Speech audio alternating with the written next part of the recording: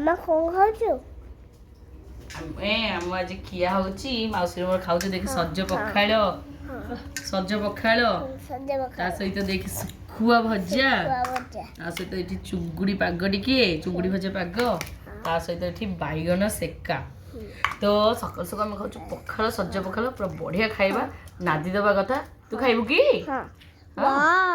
Wow ଆସ ଆସ ଆଉ ଡେରି ନ କରି ଖାଇବା ଆସ ଆସ ଜଲ୍ଦି ଜଲ୍ଦି ମୁଁ ଟିକେ ଖାଇକି କହୁଛି କେମିତି ଲାଗୁଛି। ଦେଖ ସଜ ପଖାଳ